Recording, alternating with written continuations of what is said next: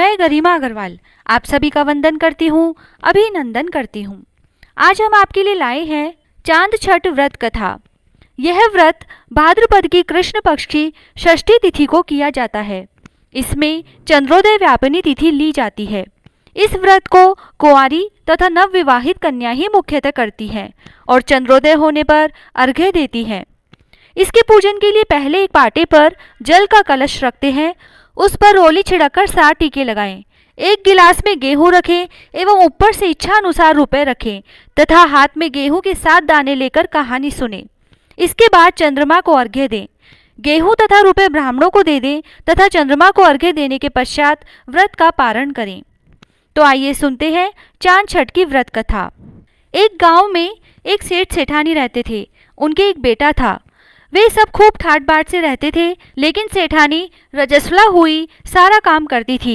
रसोई में सब चीज़ों को छूती थी और खाना बनाती, पानी भरती, रसोई में सारा काम कर लेती थी।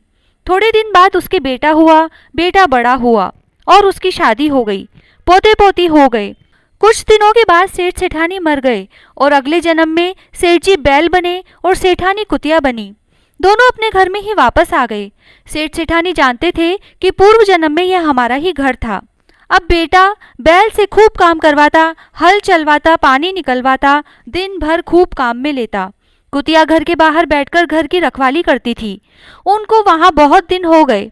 कुछ दिनों बाद श्राद्ध पक्ष में सेठ जी का श्राद्ध आया। श्राद्ध में बहुत सारे व्यंजन बनाए, खीर भी बनाई।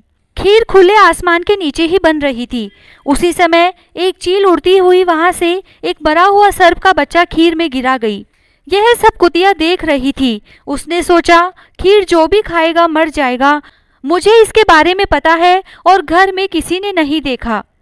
इसीलिए जब बहू उधर आई तो कुतिया ने उठकर खीर में मुंह दे दिया। बहू ने देखा तो डंडा लाकर कुतिया को खूब मारा, जिससे कुतिया की रीढ़ की हड्डी टूट गई। वह बहुत रोई। जब रात हुई तो बैल और कुतिया दोनों एक जगह बैठकर बातें करने लगे। कुतिया ने कहा कि आज तुम्हारा श्राद्ध था, तुम्हें तो भरपेट भोजन मिला होगा। बैल बोला, आज तो कुछ भी नहीं मिला। खेत पर काम भी दिन भर किया और बेटे ने कुछ खाने को भी नहीं दिया। बैल बोला, तुम्हें तो खाना मिला होगा। तब कुतिया बोली, आज तो मुझे भी कुछ नहीं मिला, क्योंकि आज घर में खीर बनाई थी और एक उड़ती हुई चील खीर में सर्प डाल गई। यह सब मैं देख रही थी। मैंने सोचा कि अगर ये खीर परिवार वाले खाएंगे तो मर जाएंगे। यह सोचकर मैंने बहू के सामने खीर में मुंह दे दिया। बहू ने यह सब देखकर मुझे बहुत मारा और मेरी हड्डी टूट गई। उसमें बहुत दर्द हो रहा है और खाने को भी कुछ नहीं दिया। दोनों की यह बात बहू ने सुन ली और उसने बैल और कुतिया की बातें अपने पति से कही। सेठ जी का बेटा पढ़े लिखे पंडितों को बुलाकर पूछा कि मेरे माता पिता किस योनि में हैं। पंडितों ने देखा और बताया कि यह जो घर में बैल है वही तुम्हारे पिताजी हैं और जो कुतिया है वही तुम्हारी माँ है। तब बेटे ने उनके उद्धार के लिए पूछा कि इनको मोक्ष कैसे होगा। पंडित जी बोले कि भादवा की छठ को कुंवारी लड़कियां चांद छठ का व्रत करती है और रात को चांद को अर्घ्य देती है। जब वह लड़कियां अर्घ्य दे तब इन दोनों को वहां खड़ा कर दो। जो पानी के छींटे लगेंगे तो वैसे ही इनकी मोक्ष हो जाएगी। बेटा बोला कि इनको यह योनि कैसे मिली। तो पंडित जी बोले कि तेरी माँ रजस्वला होती थी, तब रसोई का सारा काम करती, वह खाना बनाकर अपने पति को खिला देती। इसी कारण ये दोनों इसी योनि में आए हैं। तब साहूकार के बेटे ने अपनी लड़की से व्रत करवाया और रात को अर्घ्य देते समय उन दोनों को खड़ा किया। नाले में से अर्घ्य का पानी आया और दोनों उस पानी के नीचे खड़े रहे। दोनों के छींटे लगते ही मोक्ष हो गई। हे ऊप छठ माता, हे चांद छठ माता, उन दोनों की योनि छुड़ाकर मोक्ष दिया, वैसे सबके पाप नष्ट करना। कहता न सुनता ने अपने सारे परिवार की रक्षा करना। बिंदाईक जी की कहानी। एक भाई और एक बहन थे। बहन का नियम था कि रोज अपने भाई का मुंह देखकर ही खाना खाती थी। रोज उठती, अपना सारा काम करती और भाई का मुंह देखने जाती। रास्ते में खेजड़ी के नीचे गणेश जी की मूर्ति, तुलसी माता हरी भरी, पथवारी माता हिंडोले ले रही थी। ऊपर से सूरज भगवान तप रहे थे। वो रोज भाई का मुंह देखने जाती और कहती, भगवान मुझे अमर सुहाग देना, अमर पीहर वासा देना। ऐसा कहती हुई जाती। परंतु रास्ते में झाड़ झंगाड़ थे, जिससे बहन के पैर में कंकड़ पत्थर और कांटे चुभते। एक दिन घर जाकर भाई का मुंह देखा और बैठ गई। भाभी ने पूछा, बाईसा पैर में क्या हुआ? तो ननद बोली, रास्ते में कांटे कंकड़ चुभ गए। ऐसा कहकर वह वापस अपने घर आ गई। भाभी ने अपने पति से कहा कि रास्ता साफ करवाओ, बाईसा के पैरों में कंकड़ चुभते हैं। भाई ने पूरा रास्ता साफ कर दिया।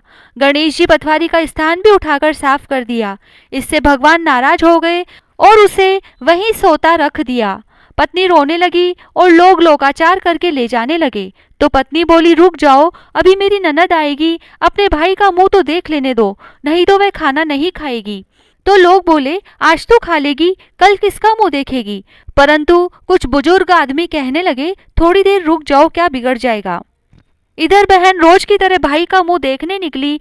उसने सारा रास्ता साफ किया हुआ देखा तो बहन ने वापस खेजड़ी की डाली लगाई।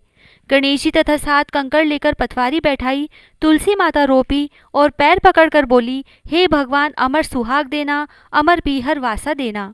ऐसा कहकर आगे जाने लगी तो भगवान ने आवाज देकर कहा, बेटी वापस आकर खेजड़ी के 7 पत्ते ले जा, जाकर तेरे भाई को कच्चे दूध में घोलकर छींटे दे देना, तेरा भाई उठ बैठेगा। बहन ने सुना तो वापस मुड़कर देखा तो वहां उसे कोई नहीं दिखा, पर उसने सोचा जैसा सुना वैसा कर लेती हूँ। 7 पत्तियां लेकर भाई के घर आ गई तो देखा भाभी रो रही थी, लोग बैठे थे। उसने घर के अंदर जाकर दूध लेकर उसमें पत्ते घोले और भाई के छींटे दिए। भाई उठकर बैठ गया और बहन से बोला, आज तो बहुत गहरी नींद आई। बहन ने बोला, ऐसी नींद तो दुश्मन को भी ना आए। भैया तुमने रास्ता क्यों साफ किया था? भाई बोला, तेरी भाभी ने कहा था। बहन बोली, तुमने रास्ता साफ किया तो भगवान का रास्ता भी साफ किया, इससे भगवान नाराज हो गए। जब मैं आई तो वापस उन्हें ऊंचे बिठाकर आई हूँ। भगवान ने मेरी सुन ली, वैसे सभी की सुनना, सभी की लाज रखना, अमर सुहाग देना, अमर पीहर वासा देना। जय श्री राधे।